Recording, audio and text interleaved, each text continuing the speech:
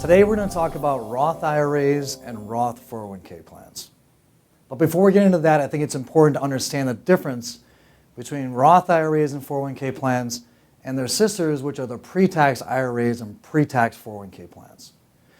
So let's focus on those first. With a Pretax IRA and Pretax 401k plan, the way those work is you contribute money on a pre-tax basis into the accounts, and then your funds grow tax deferred until some point in the future when you want to start pulling the money out. So basically it works like this.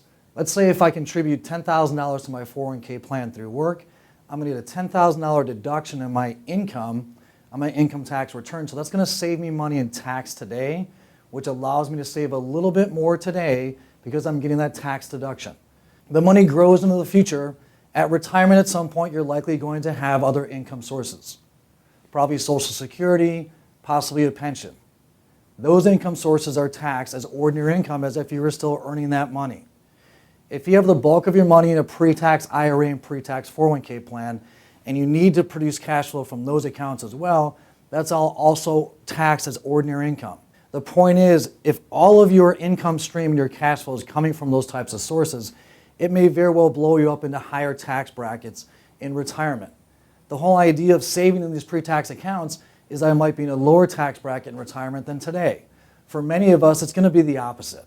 We know that with the Tax Cuts and Jobs Act, all of those provisions from a tax standpoint, the tax brackets are going to sunset in 2025, and across the board tax brackets are going up. As opposed to that, now we have a Roth IRA and Roth 401k plan. And they basically work like almost the opposite. So with a Roth IRA and 401k plan, you don't get that immediate tax deduction of your funds going into the accounts. However, once the funds are there, they grow tax-free for the rest of your life. Let me repeat that. The money grows tax-free for the rest of your life. So think about it this way. Now I get to retirement. I've got some money in my pre-tax 401k plans and IRAs. I have Social Security, maybe a pension coming in. I also have this pool of assets in my Roth IRA and Roth 401k plan that I can draw from tax-free. Possibly, I also have money invested in a brokerage account or real estate or things that are taxed at capital gains tax rates. The idea is this, is that you want to do some planning today to look at your tax brackets today and say, you know what, there's a good potential at some point in the future I might be in the same tax brackets or higher tax brackets that I am in today. So with the Roth 401k and Roth IRA, that creates that additional pool of income you can produce on a tax-free basis to keep yourself in the very lowest tax brackets, not just today, but for the rest of your life. Let's talk about the contribution limits. This applies to both pre-tax IRAs and 401k plans and to Roth IRAs. In the year 2020, you can contribute up to $6,000 to your Roth IRA. If you're over age 50, you can contribute another $1,000 for catch-up provisions for a total of $7,000.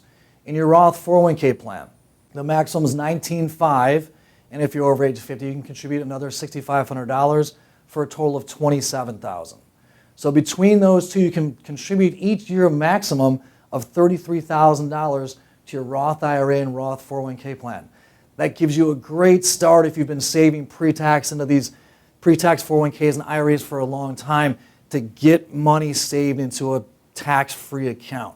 Bottom line is we know that with pre-tax IRAs and 401k plans, with the passage of the Secure Act, at age 72, whether you need that income or not from the accounts, the IRS is going to require that you start pulling money out whether you need the income or not. Again, potentially blowing you up into a higher tax bracket. With your Roth IRAs, that money can grow tax-free for the rest of your life. You're not required to pull any money out if you don't need it.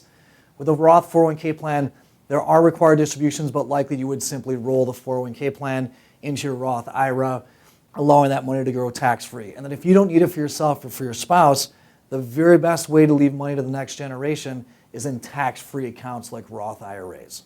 So I encourage everyone to do is to sit down and take a look at your tax brackets today and determine, might I be in similar tax brackets or higher tax brackets in retirement? And it likely makes sense to look at tax-free Roth IRAs and 401k plans versus pre-tax accounts. Hope this helped. If you have any questions, please give us a call.